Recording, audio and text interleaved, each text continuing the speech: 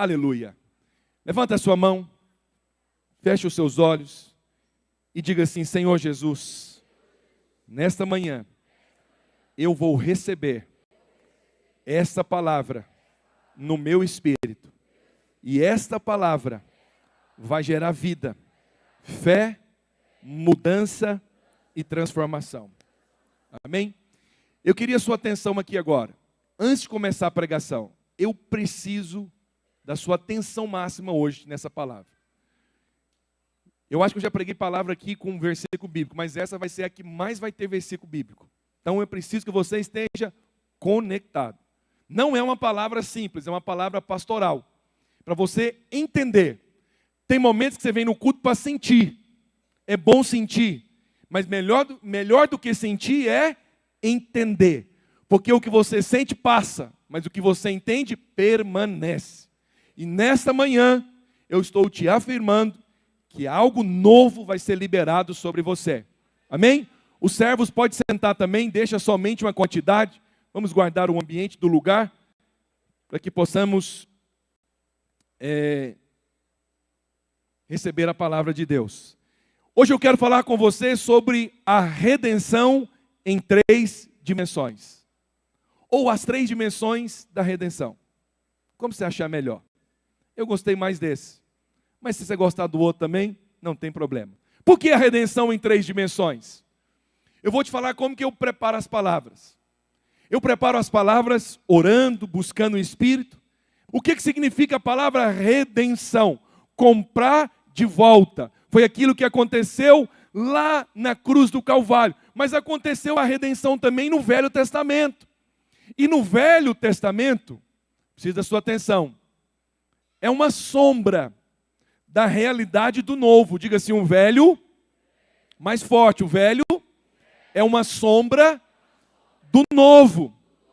Então, se algo que aconteceu no velho teve poder, eficácia, muito mais agora no Novo Testamento. Então, eu vou falar uma coisa baseado em Hebreus 8:6. Se nós estamos tendo ou experimentando algo que se nós nem estamos experimentando o que ele experimentar na velha aliança, tem algo de muito errado, pelo amor de Deus. Começando comigo, que estou aqui todo domingo pregando. Não estou conseguindo ensinar. Não estou conseguindo passar. E você acha que só você fica em crise, mas eu também fico. Por que está demorando a crescer? Por que não avança mais? Por que eu não estou conseguindo ensinar? Às vezes coisa tão básica eu não consigo passar. Eu falo, me ajuda, Jesus. Aí ele me ajuda. Então, olha o que diz esse texto aqui. Agora, com efeito, obteve Jesus ministério tanto mais excelente quanto é ele também. Tiago, pede, por favor, para abaixar a porta lá da lanchonete. Nós vamos fazer isso na hora da palavra nos 2 cultos. Porque me informaram, um passarinho, que os irmãos, alguns ficam na hora da palavra lá na lanchonete. Aí a gente fecha, para ajudar o irmão a não pecar. E nem eu também, entendeu? Então aqui a gente ajuda todo mundo a não pecar. Está vendo? Já me fez pecar. Quanto é ele também, mediador de superior aliança. Diga assim, superior aliança. Essa superior aliança foi instituído com base em superiores promessas. Está dizendo o seguinte, olha para cá, vou explicar o texto. Quando Jesus veio, ele veio com ministério superior, para trazer superiores promessas, e se ele é o mediador de uma aliança superior. Isso significa que o que aconteceu no velho, aquilo que aconteceu no Velho Testamento, e teve eficácia, teve poder, em Cristo muito mais. Então olha para mim, por favor. Eu vou falar isso com muito cuidado, mas é obrigação nossa desfrutar de coisas superiores ao que os hebreus desfrutaram no Velho Testamento. E por que dessa mensagem? Volta ao PowerPoint. Porque eu quero falar hoje sobre a redenção. Olha para mim. Vou usar algo do velho para te mostrar que se no velho isso aconteceu, muito mais tem que acontecer agora. Porque senão não estamos conseguindo ter a revelação de coisas dessas do velho. O pastor Francisco não está conseguindo te ajudar a subir um degrau para o novo. Aí fica difícil. Então eu quero tentar te ajudar hoje, nessa manhã, te dando um pano de fundo, usando o povo de Israel. A Bíblia relata que José foi levantado como governador do Egito. Ele foi e chamou seu pai e trouxe toda a sua família. Ele era, depois de Faraó, a pessoa mais importante. Ele fundou uma nova cidade por nome de Gósen e colocou o seu pai e toda a sua família nesta terra, do lado do Egito, próximo. Jacó desceu com 70 pessoas. Eles cresceram e multiplicaram muito, muito, muito, muito. Ao ponto de levantar-se um faraó que não conhecia José e temendo que o povo de Israel tomasse conta, porque era a maioria. Na ocasião, eles já eram 2,5 milhões de pessoas, quase 3, depois vai estendendo. A Bíblia diz que levantou-se um faraó que não conhecia José. E ele passou a oprimir o povo de Deus. E por causa da opressão, a duração do povo no Egito foram 430 anos. Quantos anos?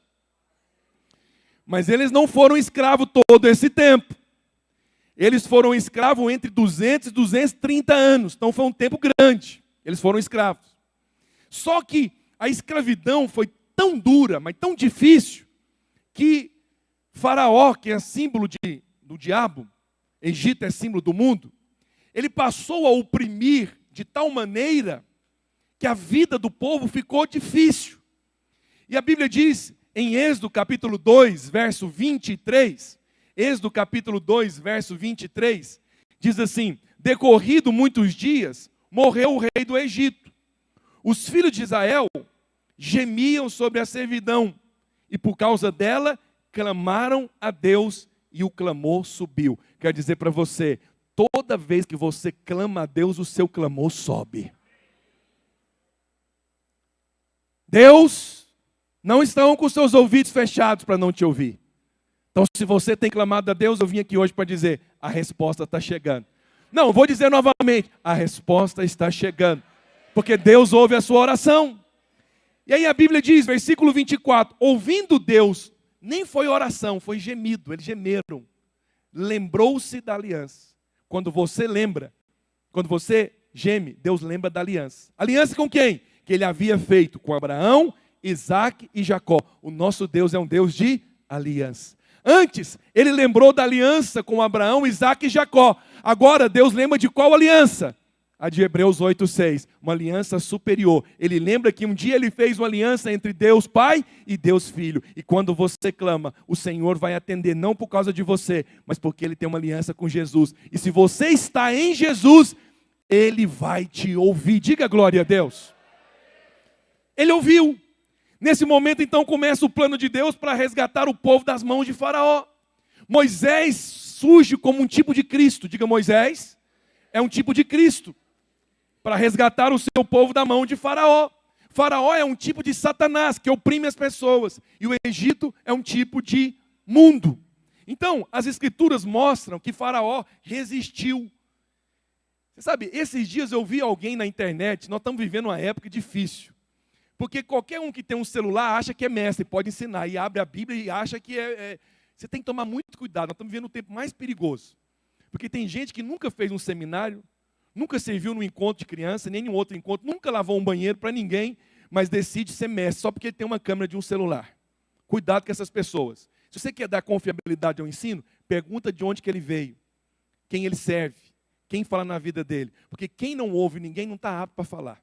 Quem não está sob liderança, não está apto para falar. Mas o problema de alguns irmãos é que é muito crédulo. Ouve todo mundo. Não sabe da vida da pessoa, não sabe se ele tem estudo ou não. Aí o pior, ouve as bagunças que eles falam e ainda tipo questiona a gente. Alguém falou assim, nossa pastor, eu vi uma pessoa falando, achei duro. Por que Deus fez isso com o Faraó? Aí eu falei, oh meu Deus do céu, nós estamos vivendo um mundo maligno. Queremos justificar Faraó e culpar Deus. Deus nunca vai endurecer o coração de alguém que não tenha endurecido primeiro. E eu vou falar uma coisa para você. Para os filhos aqui, eu dou de bandeja. Mas dependendo do tipo de pessoa que me faz pergunta, eu falo, leia a palavra. Lá em Êxodo tem a resposta. Ele pode falar, de forma específica, você pode me falar? Eu falo, o livro é grande, você vai encontrar. Se eu encontrei, você também vai encontrar. Se você for ler, houveram 10 pragas. Quantas pragas? 10. Por que as 9 pragas vieram sobre eles? Porque eles endureceram o coração. Deus mandou Moisés falar com o faraó, libera o meu povo. Aqui começa o plano da redenção. Libera o meu povo. O que o faraó fez? Endureceu o coração. Como o faraó endureceu o coração, Deus precisou mostrar o seu poder. Entende isso? Deus é amoroso, é gracioso, mas quando alguém endurece, Deus vai mostrar para ele o seu poder. Por isso, você não precisa ter medo da ira de Deus, porque o poder de Deus já aperfeiçoou em você. Mas quem está aí fora, que quer resistir a Deus, eles vão conhecer o poder de Deus. Eles vão conhecer o poder de Deus. Mas nós estamos aqui para falar do amor e da graça. Diga amém. Mas Faraó endureceu o coração. Aí Moisés foi lá e disse assim, ô Faraó, libera o meu povo. O Senhor mandou liberar o povo dele. O Faraó falou, não libero. Quero ver quem é que me faz, em outras palavras. Estou traduzindo a versão 2026 atualizada. Quero ver quem é o macho, ou quem que é a pessoa que me faz. Aí o Senhor falou, não faz isso não. Eu estou querendo ser misericordioso com você. Faraó disse, não vou. Porque Faraó achou que ele era poderoso. Achou que ele se achava, né, como não só se vestia, como falava, como agia, como um Deus. E aí foi preciso então as 9 pragas. Mas talvez o que você não sabe, e esses pregadores não vão te contar, é que aquelas 9 pragas eram um Deus que os egípcios adoravam. Cada uma das pragas. Primeiro, quando veio a praga da água transformando o Nilo em sangue, é porque eles adoravam o Nilo, como fonte da vida deles. Aí o Senhor disse, vocês não adoram tanto o Nilo? Vou dar para vocês. Qual foi a segunda praga? Rãs. Você imagina, todo o Egito estava infestado de rã. Já pensou, você vai tomar banho? Uma rã. Você vai dar descarga? Rã. Credo, tadinha, para por aqui. Eles adoravam um Deus, eu não lembro o nome dele agora, também nem pesquisei, mas quando você for fazer esse seminário conosco, nós vamos ensinar isso, está em Êxodo. Eles adoravam um Deus que o rosto desse Deus era de uma rã. Era como se Deus estava dizendo, Deus tem bom humor. Vocês não querem tanto? Não adoram? Vou dar para vocês em um número maior. Já que vocês adoram tanto, vou dar para vocês. Escaravelhos, um tipo de besouro, chupava o sangue dos animais, em toda a terra infestada, eles adoravam esse Deus. Ele é corpo de um homem e o rosto de um homem e o corpo como se fosse de um besouro. Aí o Senhor está dizendo, vocês não adoram esse Deus? Não presta culto para eles? Então esse Deus. Você sabe os bichos que mataram a lavoura deles todinha, que ficaram nenhuma folha verde, era o Deus que eles adoravam. Só que na 10ª praga, quem já assistiu a novela na Record, então sabe que eu estou falando é verdade, amém? Os irmãos são tão porque eles balançam a cabeça assim, não é vai ler novela, não, vai ler a Bíblia, aleluia. Assista, pelo menos está assistindo novela de crente, aleluia, está perdoado. A minha esposa detesta essas coisas, porque tem figura de linguagem e ela fica discutindo comigo. Eu falo, por que você está discutindo aquilo? Não é Bíblia? Você está querendo arrumar confusão comigo? Quer que eu vou lá discutir com o dono da novela, dono da Record? Não, deixa ele. Mas como que eles fazem isso? Eu falei, também não sei, por isso vão ficar só com a Bíblia. Aleluia. Então, olha para cá.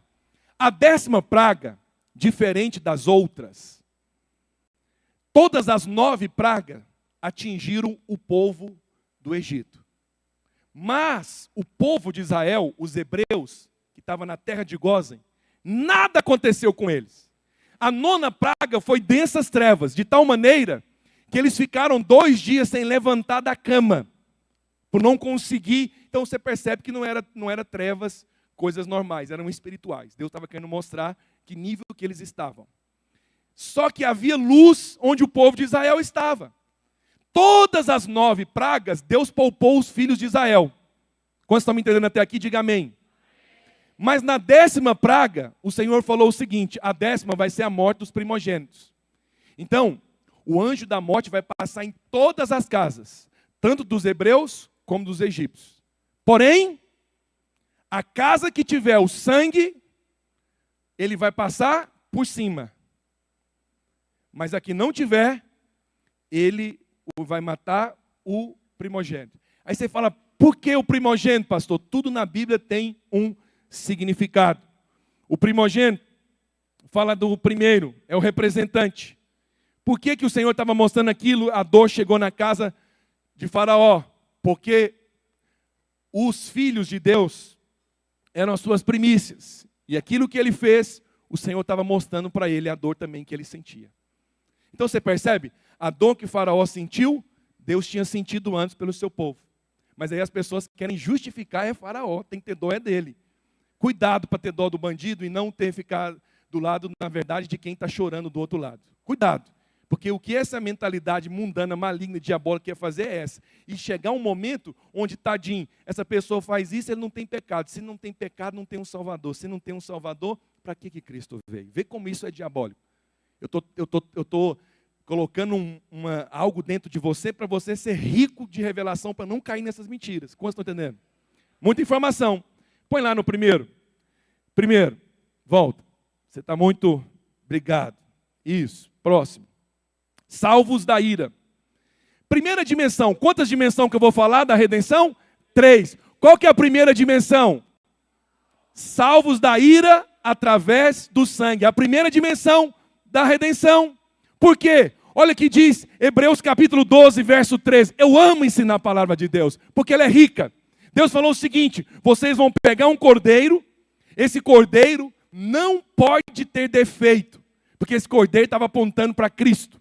Ele pegou o cordeiro 11º dia, mas foi sacrificado só no 14º. Quantos dias depois?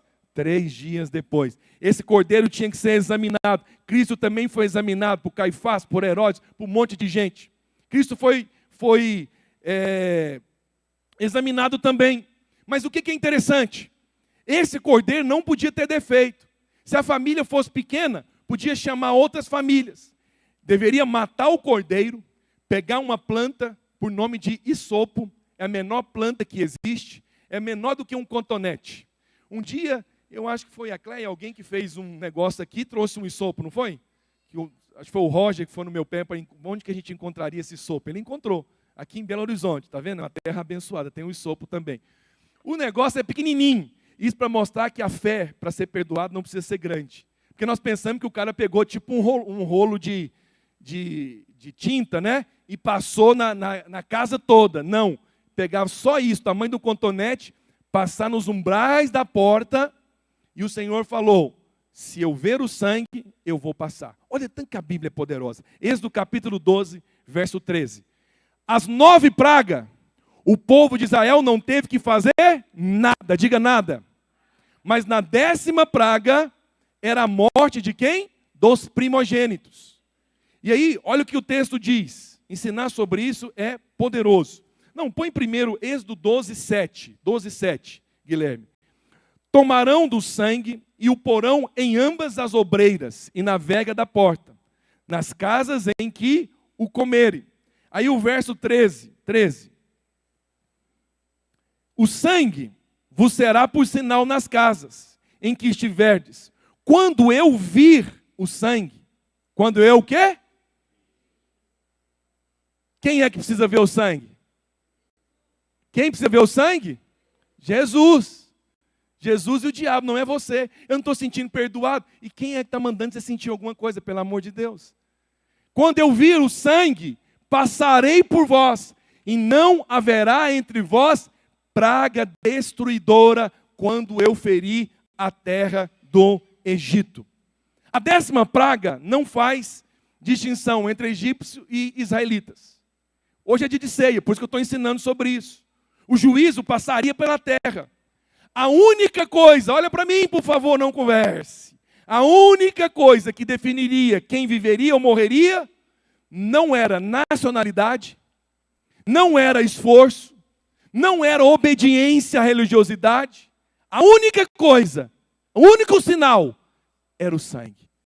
O único sinal que o Senhor olha hoje para proteger você, para guardar você, para abençoar, não é se você é maravilhoso, se você se esforça, é se você crê no poder do sangue.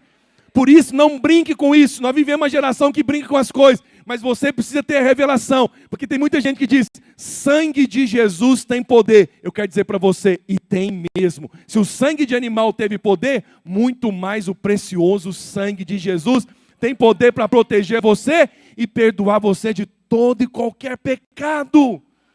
Agora, o que nós precisamos aprender? O sangue era um sinal visível de que um substituto havia morrido. Em outras palavras, o sangue já havia sido derramado de um animal. Por isso, o Senhor já estava satisfeito. Mas na casa dos egípcios, não derramou sangue. Por que não derramou sangue? Porque eles confiam no seu poder. Porque eles confiam o quanto eles são maravilhosos. O quanto eles confiam nos seus deuses. Agora, onde havia um sangue, não era necessário ter uma morte pela segunda vez, porque o animal já havia sido morto como nosso representante. O que aconteceu lá no Egito? Uma representação da cruz do Calvário. Por que você não precisa ter medo de maldição, de doença, de enfermidade e de morte? Porque o sangue já foi derramado para redimir você da ira de Deus. O que passou naquela noite? Era meia-noite. O que passou na meia-noite? O anjo da morte. Era a ira de Deus sobre o pecado. Por que a ira não entrou na casa dos hebreus? Agora, uma perguntinha aqui. Olha para cá. Você acha que naquela semana, naquele dia, os casais brigaram? 2,5 milhões de pessoas. Fala comigo. O Enéas deu até uma risadinha. Você acha que tinha algum casal que brigou naqueles dias? Brigou. O marido deve ter falado para a mulher assim, amor, não vamos brigar não. Meia-noite vai passar. O pastor Luiz estava falando uma coisa que eu falei algum dia aqui também. Que ele falou que ele e a pastora Márcia não discute domingo. Eles marcam a briga para segunda. Eu falei, eu e minha mulher. Quando ela quer brigar comigo, falou, hoje é dia de culto. 2.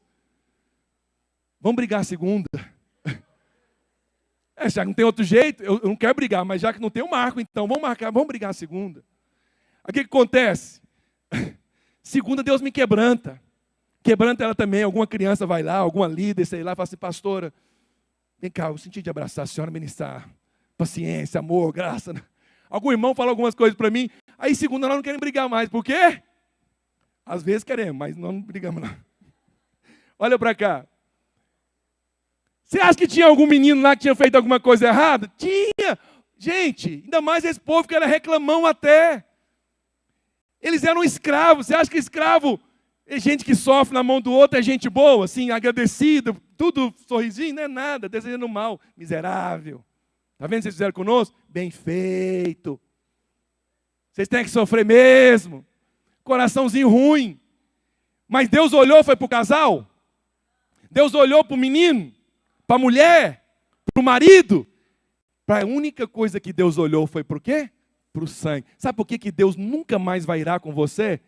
Porque na cruz do Calvário, Ele já irou com Cristo. O sangue já foi derramado para redimir você de todo o pecado, de toda a ira. Por isso eu quero incentivar você, não incentivar, eu quero na verdade motivar você a crer. Sobre você não tem mais culpa, não tem mais condenação, não tem mais ira. Deus está pensando coisas boas para você. Em 2026 o que Deus está pensando é de prosperar você, de fazer você crescer, avançar. Ah, mas aquilo que eu fiz lá no passado, o sangue já pagou.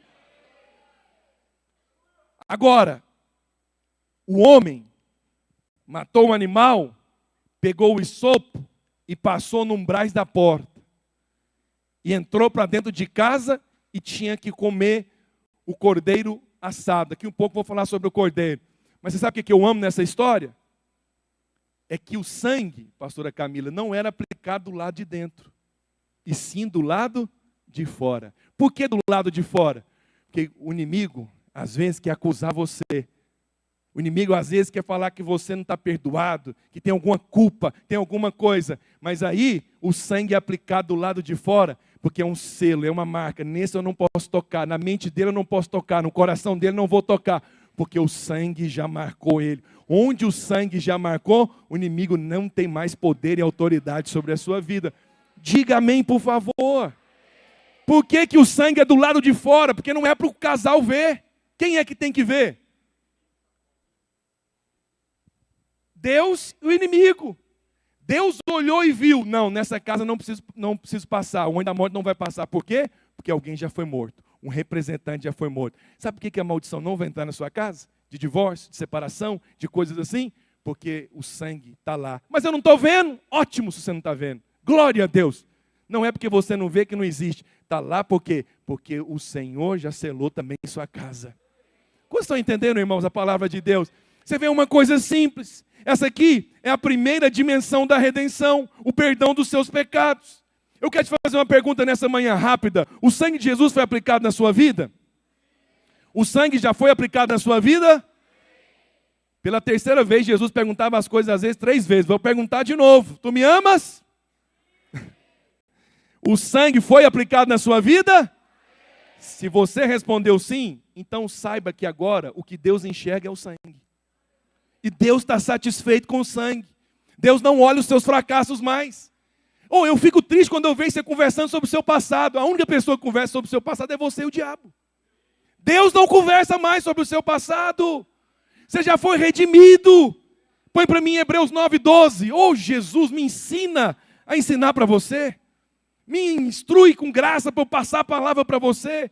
Por que algumas pessoas ficam com medo de juízo? Tem irmão que tem medo de juízo. Tem base num trem desse? Medo de brecha. E se tiver brecha? Brecha. O sangue já tampou você, meu filho. Deixa eu te falar, o diabo é delinquente. Você acha que se ele não puder destruir você, já não teria feito isso? Sabe por que ele não faz? Porque ele não pode. Você está com medo de coisa que você já foi perdoado. Você está querendo pagar um boleto que já foi pago. Esses dias aconteceu um negócio comigo, me senti até bem. Fui pagar um boleto, esse boleto já foi pago. Oh, glória a Deus. Que sensação boa. Seria melhor se eu fosse alguém, mas eu descobri que foi eu mesmo que paguei. Mas até nisso Deus me ensina. O que o Espírito falou comigo? Está vendo aí? Não tem como pagar um boleto pela segunda vez. Mesmo se tivesse, diferente comigo. Também é diferente. Não é tão diferente comigo. Se você já foi perdoado uma única vez, está resolvido. Aleluia! Glória a Deus. Hebreus 9:12. Alguém pode manter essa porta fechada só para não ter problema com os vizinhos? Quando passar aí? Para não ter problema, que às vezes o som vaza. Obrigado, Anália. Não por meio de sangue de bodes ou de bezerro, mas pelo seu próprio sangue, entrou no Santo dos Santos uma vez? Precisa ser todo ano? Todo mês? Por que você fica pedindo perdão então por coisa que você fez no ano passado? Há 5 anos atrás? Para que você fica pedindo perdão por isso? Tem algumas orações suas que não são respondidas e você está perdendo tempo. Me perdoa. Pelo quê? O Senhor já te perdoou, você está gastando tempo de novo com isso. Cada vez que você fica pedindo perdão, sua mente às vezes volta ao que você fez. Isso produz uma sensação ruim em você. Porque o seu cérebro, a sua mente, às vezes, em algumas situações, é atemporal. Aí você vai vivenciar isso tudo de novo. Para com isso. Saia desse lugar hoje declarando: tudo que eu fiz de ruim ou de bom, está perdoado. Mas você não sabe o que eu fiz, mas eu sei o que Cristo fez. Verso 13. Portanto, se o sangue de bodes, de touros e a cinza de uma novilha, aspergidos sobre os contaminados, os santificam, quanto à purificação da carne, aí vai a pedrada espiritual. Aleluia, 14. Muito mais. Vamos repetir isso forte. 1, 2, 3 e... De novo. Pela última vez. Que pelo Espírito eterno a si mesmo se ofereceu, sem mácula a Deus, purificará a nossa consciência de obras mortas. Sua consciência hoje será purificada de obras mortas. O que é essas obras mortas? Passado. Sou terrível, não presto, não fiz isso. Não, você já foi completamente perdoado. Você já foi completamente perdoado. Diga, eu fui completamente perdoado. base, assim, uma parte do momento que você fica triste o tempo todo é por causa disso, você está aceitando culpa. Toda vez que você estiver meio triste, abatido, você aceitou culpa em alguma área. Às vezes você aceita culpa até de coisas que não é para você. Você fica vendo um negócio, você falou, opa, o Senhor já me redimiu. Segunda área que o Senhor redimiu o povo do Egito. Eu estou falando de coisa que aconteceu lá, para um povo que era escravo, pecador, muito mais agora os daqui, da videira Belo Horizonte, 2026, século 21, que tem Jesus com superiores promessas. Qual foi a segunda área da dimensão da redenção? A saúde. Eles foram perdoados da ira e eles receberam o quê? Saúde. Queridos, o sangue estava do lado de fora. Mas Deus mandou eles entrarem dentro da casa e comer o cordeiro assado. Não podia ser cru, não podia ser cozido com água fervente, tinha que ser assado, completamente assado. Não tinha que ter nenhuma unha se não fosse todo assado. Por que disso? Porque o fogo da ira de Deus veio sobre Cristo na cruz do Calvário. E ele foi, na verdade, todo o fogo da ira veio sobre Cristo. Ele é o representante desse cordeiro que deveria ser assado. Alguns querem comer o cordeiro cru. É aqueles que querem chegar até Jesus como mestre. É o jovem rico. Mestre, que farei eu para dar a vida eterna? É aqueles que querem ter o conhecimento só das doutrinas. Mas ele não tem Jesus como Senhor e Salvador. Agora, o que mais me chama a atenção, você acredita que Deus é amoroso? Quantos creem que Deus é amoroso? Quantos acreditam que Deus, Ele se importa com você? Quantos acreditam que Deus se importa com a sua saúde? Física e emocional.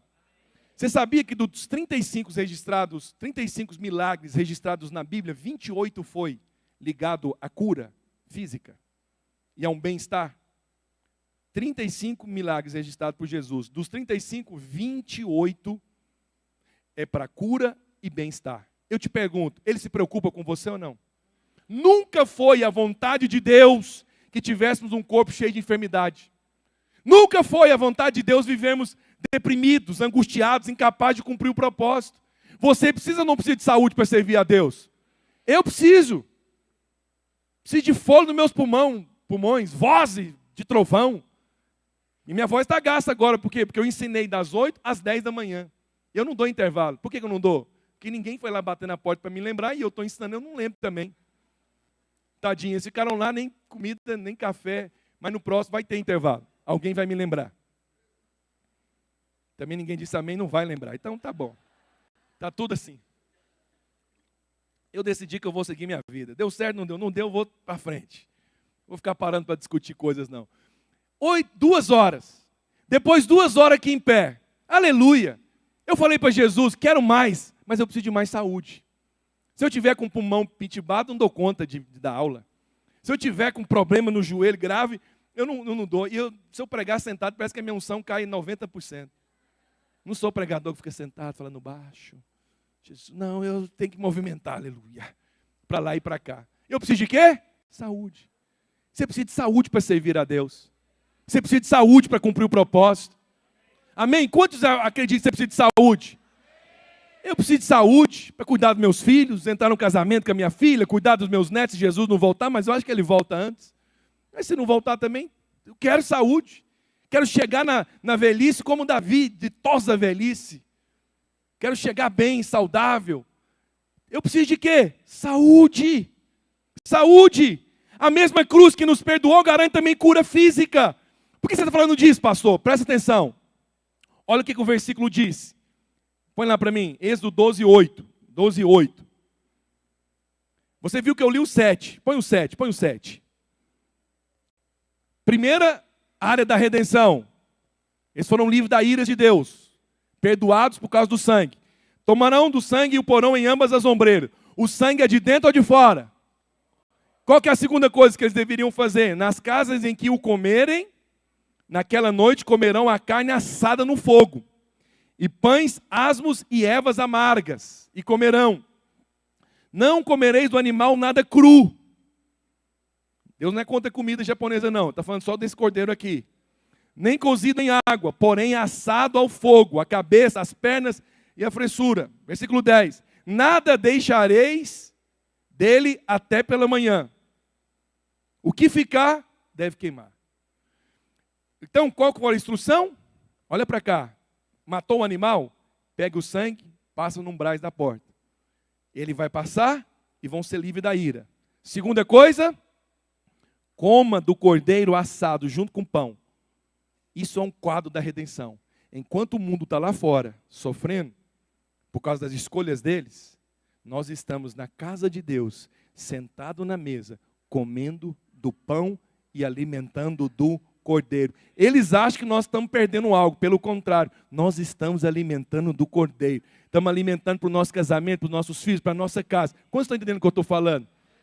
Agora, pastor, mas eles alimentaram do cordeiro e do pão. Mas a ceia, hoje é dia de ceia, e nós vamos comer do pão. Esse pão aqui, ele aponta para quê? Para o corpo de Cristo. Mateus 26, 26. Como eu disse, hoje é dia de ensinar. Enquanto comia, tomou Jesus um pão, abençoando, partiu. Deus só usa o pão que é partido. Por isso você tem que estar disposto a ser partido pelo Senhor. Amém? Só usa o pão que é partido, porque o pão que é partido, ele alimenta outros. E deu aos seus discípulos, dizendo, tomai, comei, isto é o meu corpo. Semelhantemente, ele pegou para os seus discípulos e deu para eles o cálice. E diz, bebei dele, porque é o cálice da nova aliança. Aleluia. Existem dois elementos na ceia, porque existem duas aplicações. Quantos elementos tem a ceia? Porque tem duas aplicações, o pão e o vinho.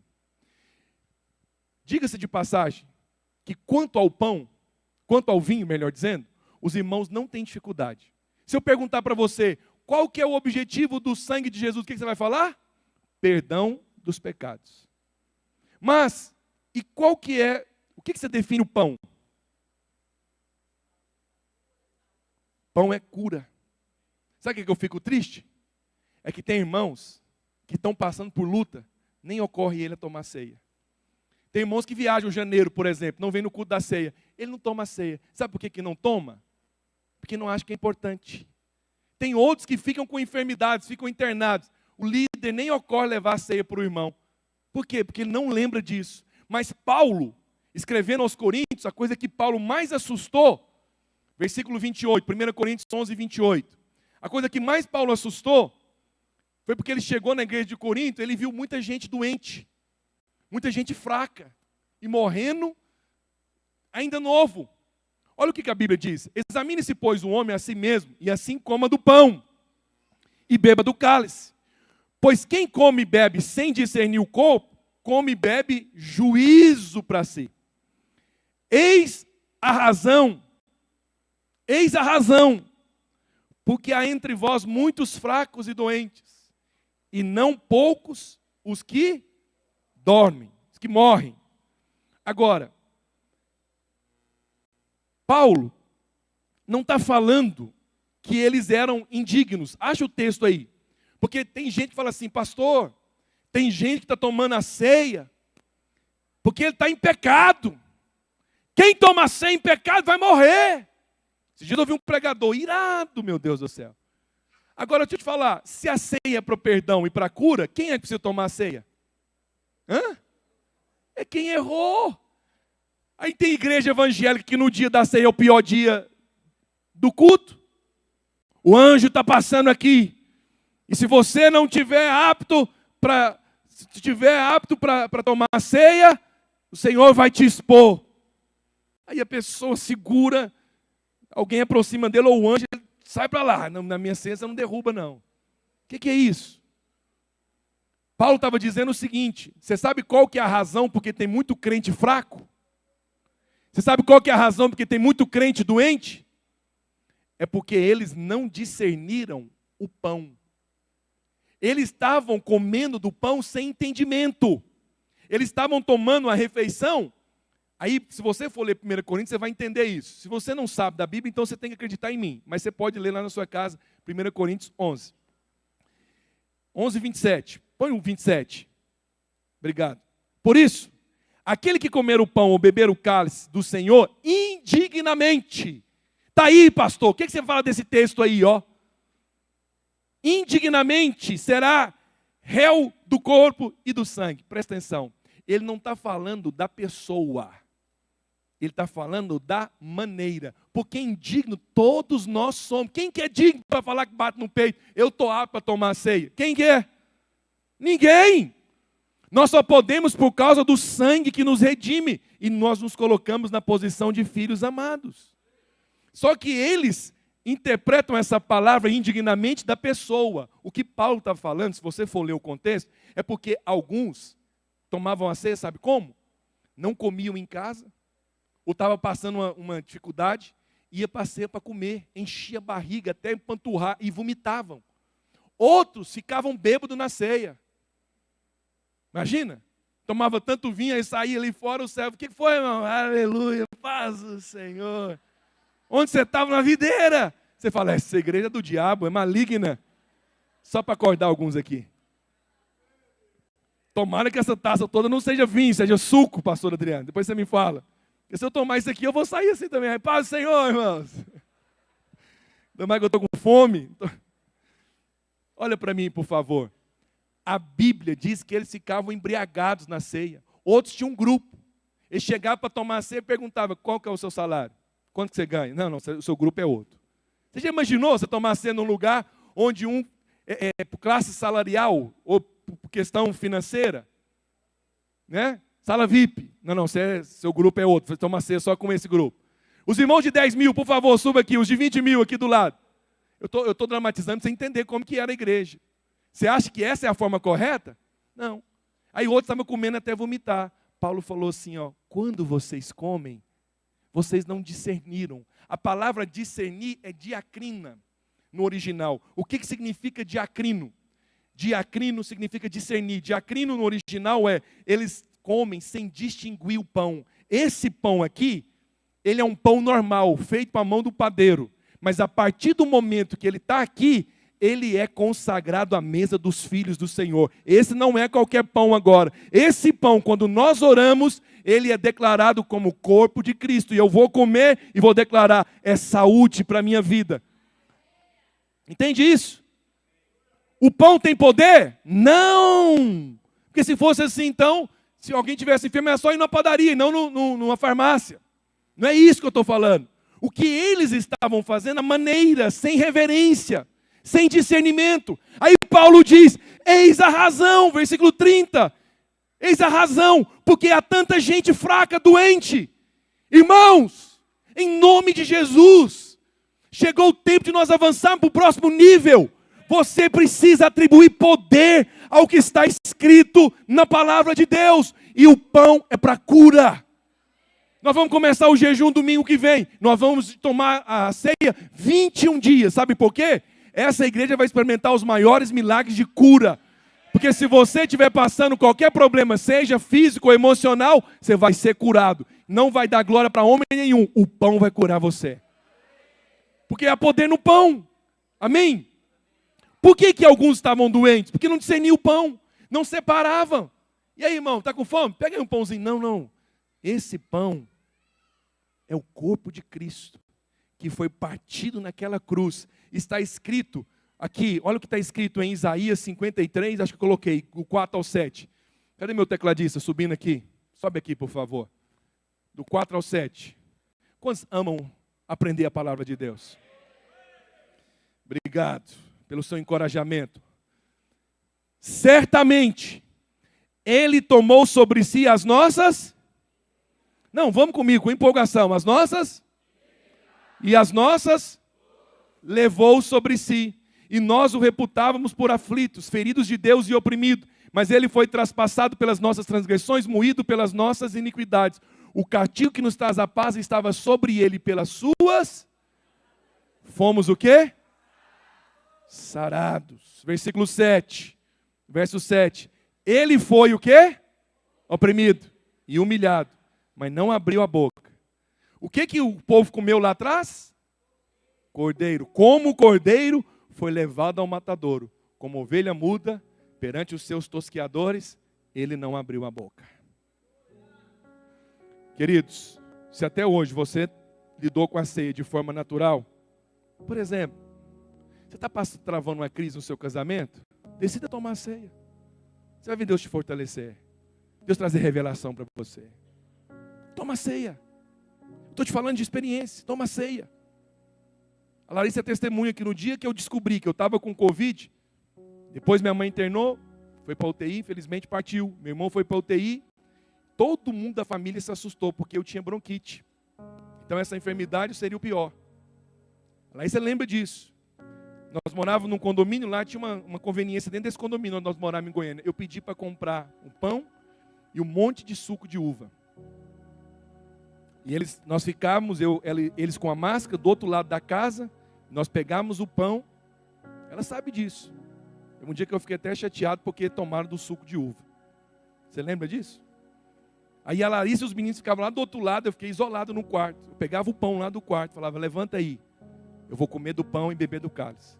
Eu vou ter saúde, não vou ter nenhum problema. Mas eu não tenho dúvida que o que me curou e que não deixou isso avançar, não tive sequela, não tive nada. Sabe o que foi?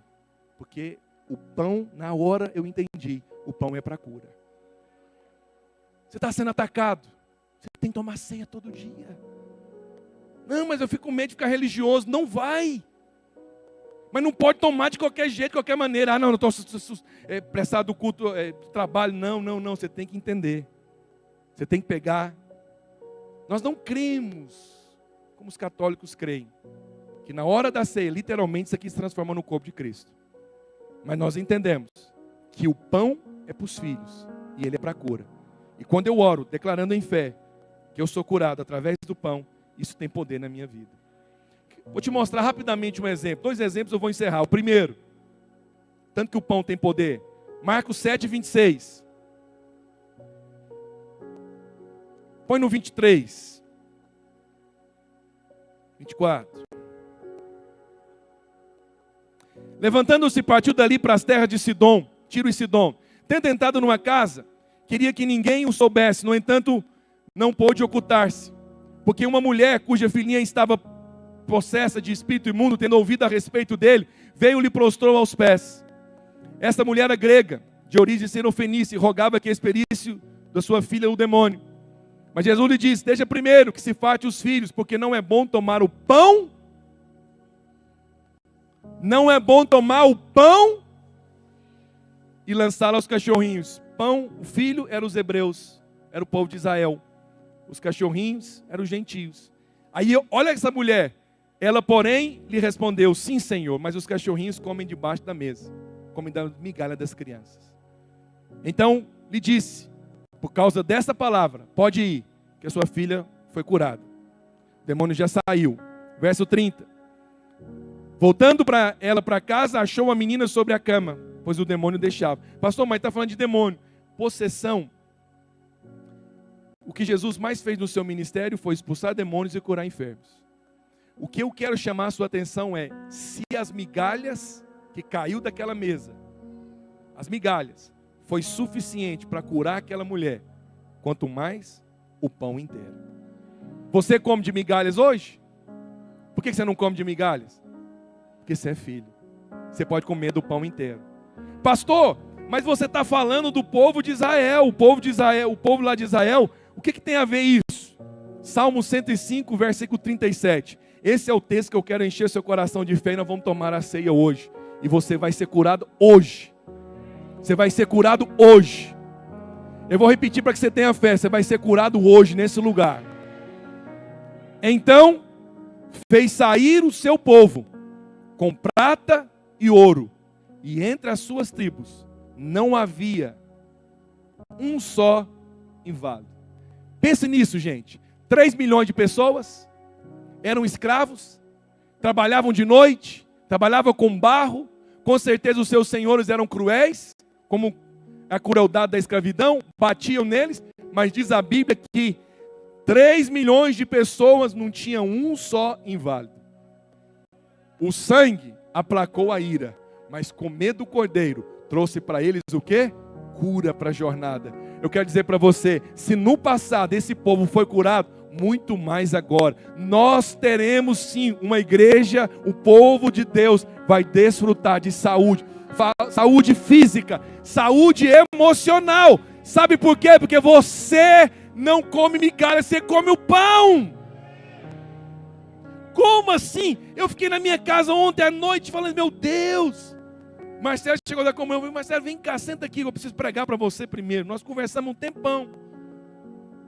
Eu fico empolgado com a palavra.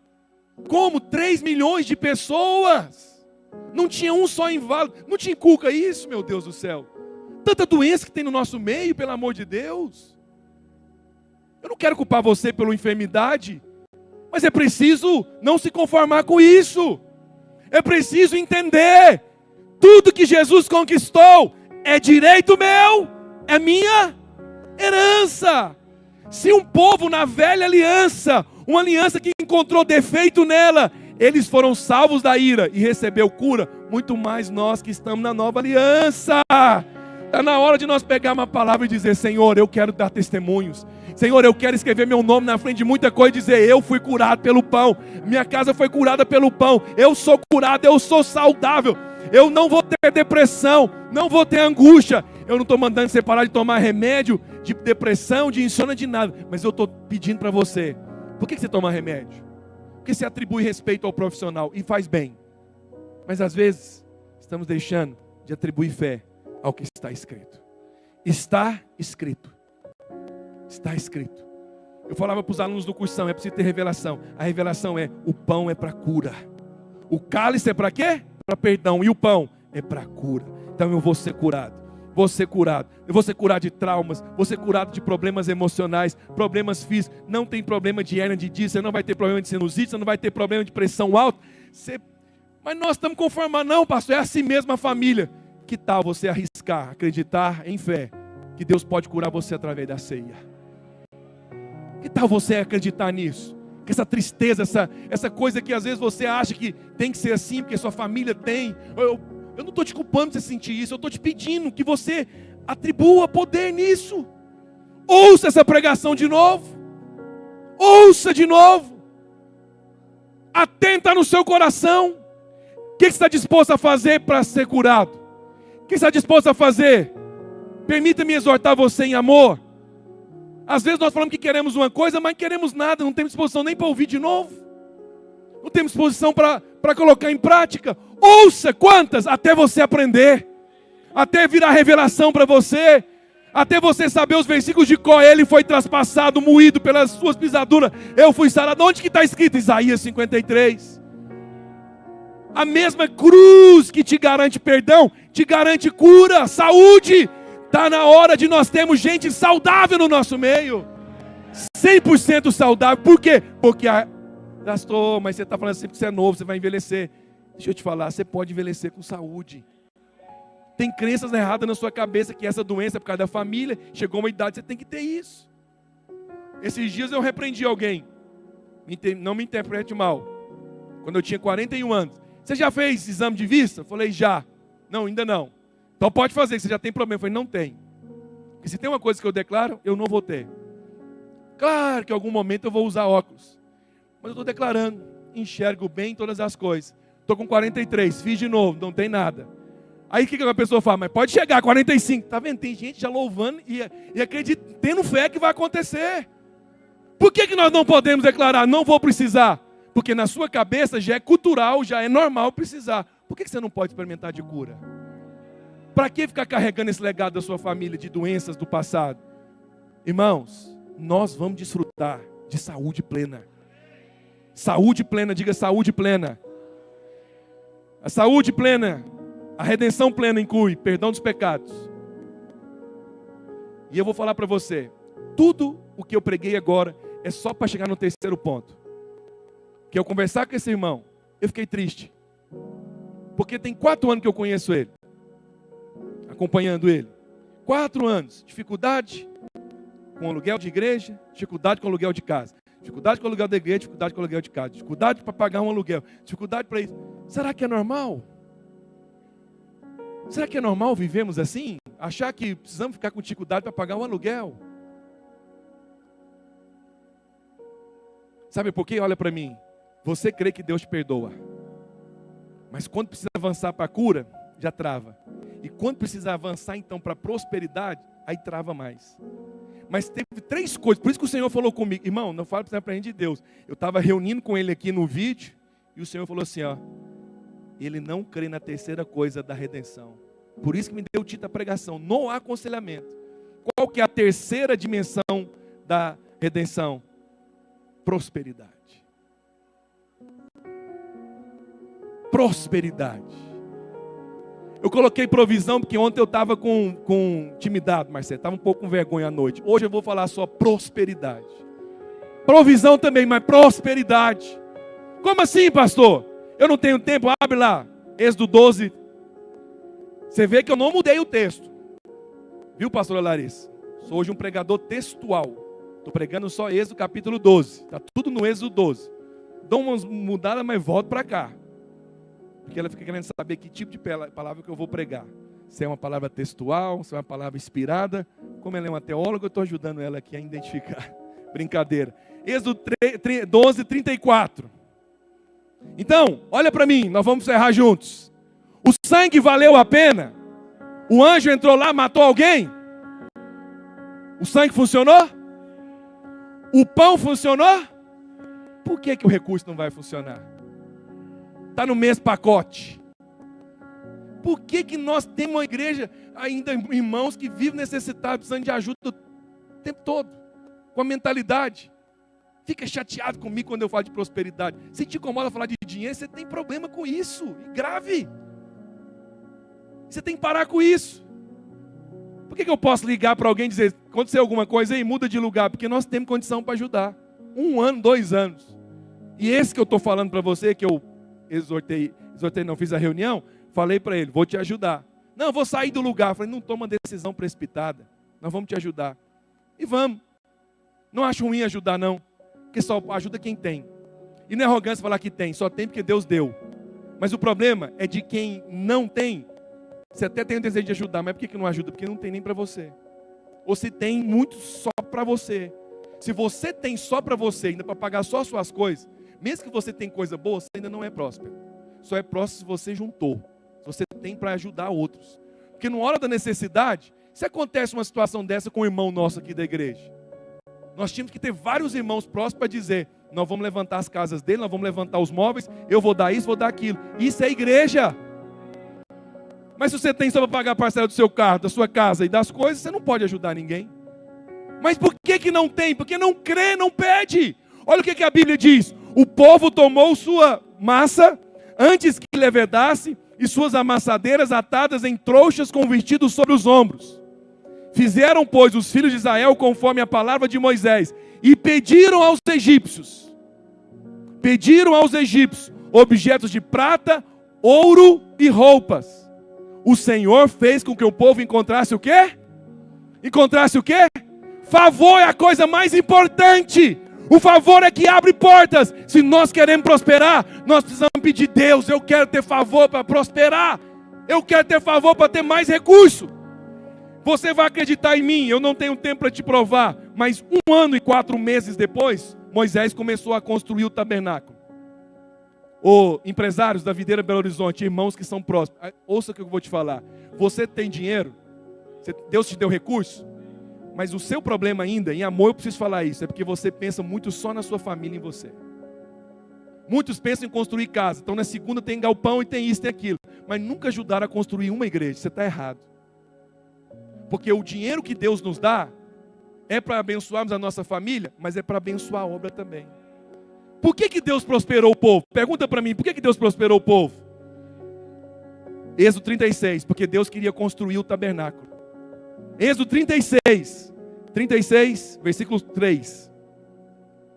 Hoje alguns vão ficar chateados comigo. Não tem problema, até domingo que vem você melhora. Esses receberam de Moisés as ofertas que os filhos de Israel haviam trazido. 1 ano e 4 meses da saída do Egito e a construção do tabernáculo. Quanto tempo? Do serviço do santuário para fazê-la. Ainda cada manhã o povo trazia a Moisés ofertas voluntárias. Já estou encerrando. Então, deixando cada um a sua obra que fazia, vieram todos os sábios que se ocupavam em toda a obra do santuário. E disseram a Moisés, o povo traz muito.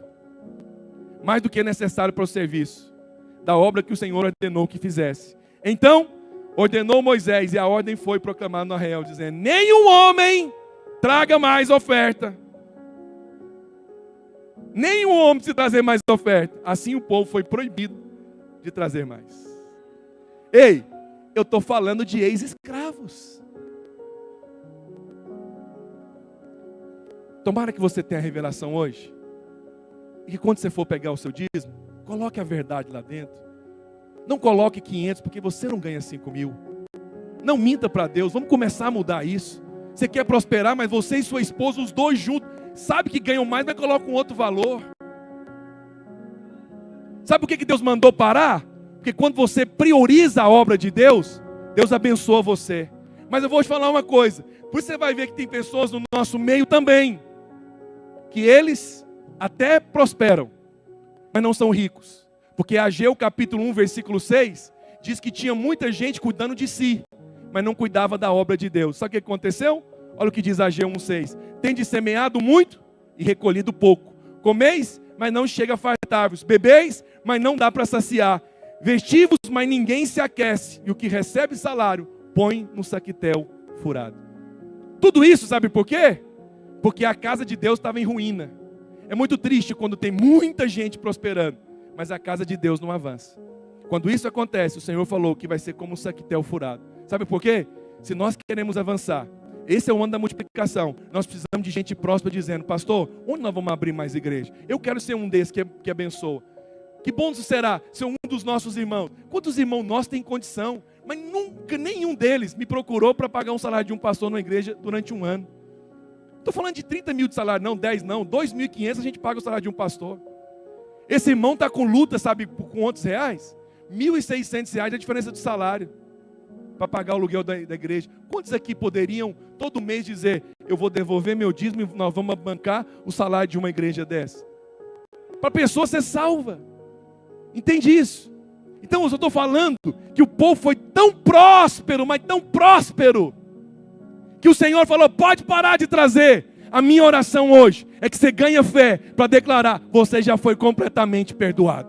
A minha oração hoje é para que você ganhe fé, sabe para quê?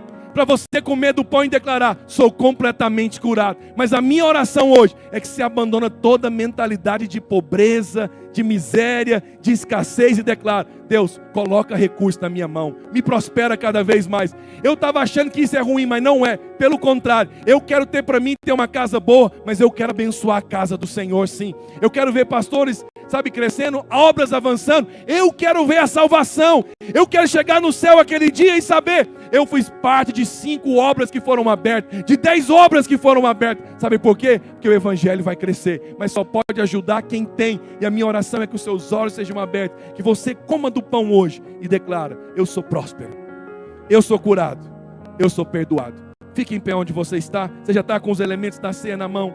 Nós vamos fazer isso agora. Não fique bravo comigo. Receba a exortação em amor. Tem alguém que não recebeu os elementos da ceia? Nós entregamos no início, tem alguém? Aleluia, já entregou, obrigado, Tiago. Irmãos, você vai olhar para esse pão hoje. O seu é diferente, mas é um pão. E você vai declarar: hoje eu vou ser curado. Se você está com alguma enfermidade, hoje é o dia de você ser curado, porque você entendeu que o pão é para cura. Você vai beber o cálice. E se em algum momento você carregou alguma pequena culpa que seja, alguma coisa, você vai declarar: eu sou completamente perdoado. Fui redimido. Na hora que você comer e beber, você vai falar: a riqueza entrou dentro de mim. A riqueza da glória, da presença, mas a riqueza também de recursos. Eu quero prosperar mais. Eu quero ajudar mais. Eu quero contribuir com mais. Não posso ficar preso a coisas ligadas ao passado. Senhor, nós estamos aqui nessa manhã, santificando esse pão, santificando esse cálice e declarando, Senhor, que a partir de agora, todos eles, nós tiramos do uso comum e consagramos a mesa dos filhos de Deus. Nós fazemos, Senhor, a distinção de um pão lá de fora para esse pão aqui. O nome desse pão é o pão dos filhos.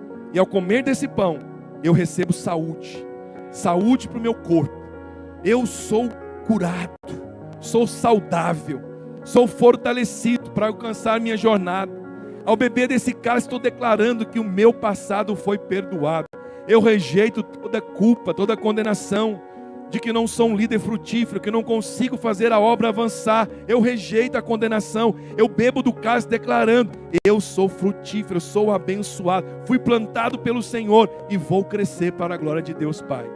Ao comer desse pão, beber do cálice, eu recebo a riqueza na minha vida. E eu te peço, coloca mais recursos nas nossas mãos. Queremos ter mais encontros, queremos ter sítio para ter mais encontros. No ano que vem nós queremos alcançar mais de 200, queremos alcançar 350, 400 crianças. No ano que vem queremos ter uma Holy Fest ainda maior. No ano que vem queremos ter mais células. No ano que vem teremos a abertura de mais igrejas, novos pastores serão levantados. Nós estamos em um estado que tem 853 municípios, Senhor. Por isso, levanta, Pai. Eu não tenho poder para isso, mas o Senhor tem para trazer consciência aos empresários, aos profissionais liberais. Faz deles homens prósperos, e que eles tenham um olhar benigno para a igreja, que eles possam olhar para o reino e desejar ver isso aqui crescer e avançar e expandir, em nome do Senhor Jesus. Quantos têm travado algum tipo de enfermidade em alguma área da